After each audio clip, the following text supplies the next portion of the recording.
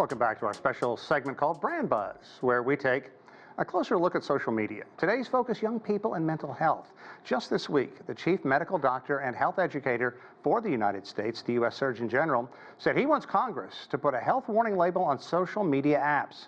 Dr. Vivek Murthy says that social media is contributing to a decline in children and teens' mental health, and he wants a warning label put on apps like those found on cigarettes and alcohol. Murthy cited several studies, a 2019 American Medical Association study that shows teens who spend 3 hours a day on social media double their risk of depression. Reaction to the Surgeon General's demand has been mixed. California's governor almost immediately called for a ban on smartphones in the state's public schools. But some scientists say there is not enough evidence for a blanket warning, and that type of content viewed is more important than time that is spent online. Okay, let's get more about the concerns over social media and the younger generation. I'm joined by B. Gail Wilson. She's professor emerita at the Indiana University of Pennsylvania, focusing on media wellness. I love that title.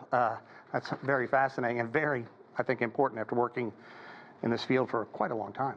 Okay, first let's talk about the research that went into informing about this decision about social media and teenagers and what the U.S. Surgeon General is calling for.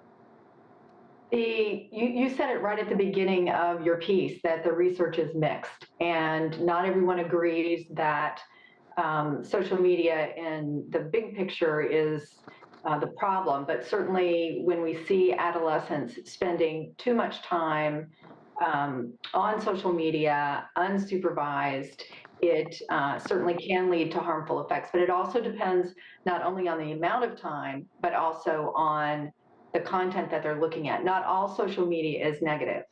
Yeah, I think that you used a word that I think we need to focus on, and that is unsupervised. To what degree do parents really have the challenge or really have the responsibility to understand what their kids are looking at, who they're talking about, like Lauren Gray we just heard there? Who are you? My daughter wants a picture. Well, I'd like to know who my daughter's taking pictures with. I have to preface what I say by telling you I'm not a parent. I've never had to deal with this on the front line the way parents are having to deal with it today. But, is the responsibility on the parents? Certainly they need to be aware, but the peer pressure, I think, for their children to have a smartphone. Everybody has a smartphone. Why can't I have a smartphone? And there it is. It's in their hand, and they have access to it all the time. And can parents really monitor that in schools, when they're with their friends, when they're outside, when they're doing other things? And there has to be some responsibility on the part of the tech companies as well, because they're the ones who are making money from the use of social media. Absolutely. Okay, the Surgeon General is calling this a public health emergency. In your expertise, what does emergency encompass? If you look at the definition of a public health emergency, that's the pandemic. That's a natural disaster. That's something that is going to produce great loss of life. Is this a national public health emergency? It does not fit the definition at this point. Is it a concern? Certainly.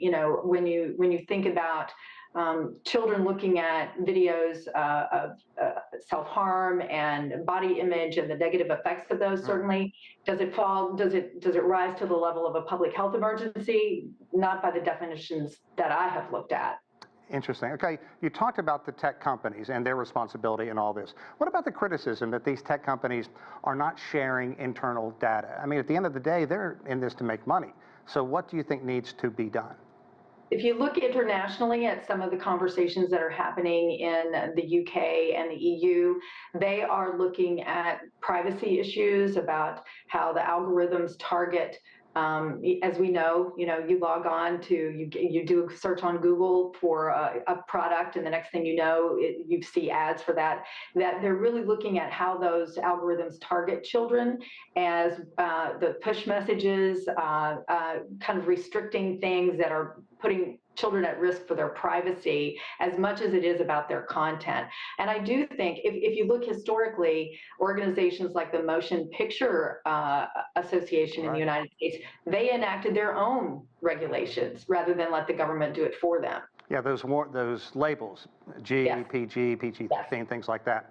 Okay, I'm willing to bet that there's going to be some member of Congress that plants his flag on this or her flag on this one. Do you think there's any likelihood of Congress taking action, or do you expect perhaps some real posturing on all this? Like, I stand here today to make sure no kid ever touches a smartphone again.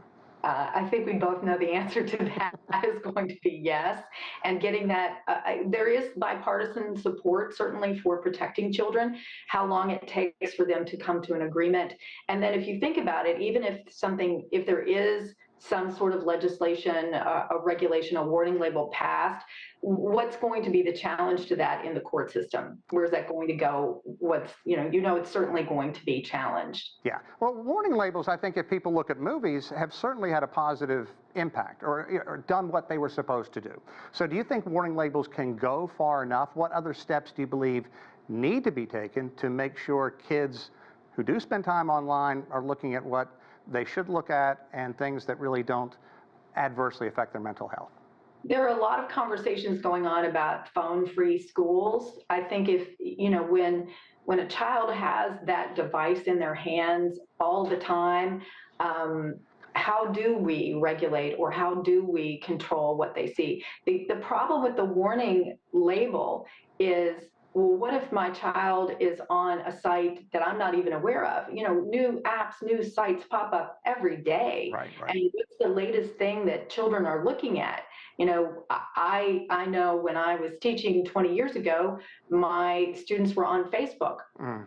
High school students, college students, they're not on Facebook today. So is a warning label that a parent sees on Facebook going to help them understand what children are doing on other sites? Yeah. I don't know.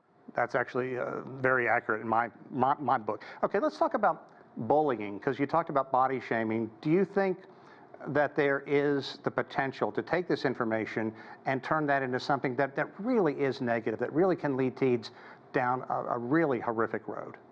I mean, when we think, I'm not a child psychologist, so I can't really speak to, the developmental points in a child's life where they're able to make good decisions and things like that. But I certainly hear anecdotally from my friends who have children about things that happen in schools. Someone thinks they see something, they think it's funny, they put it out on social media, and then it becomes the topic of conversation. And we certainly know that bullying is a factor from what children see on social media. We know that happens. Okay, B. Gail Wilson, thank you so much for your insight. Really appreciate it. Thanks a lot. Bye-bye. Okay, and that's it for this special edition of Brand Buzz. But be sure to take a look at our other special content. Just go to our website, CGTN.com. Take a look around. You'll find all kinds of interesting information.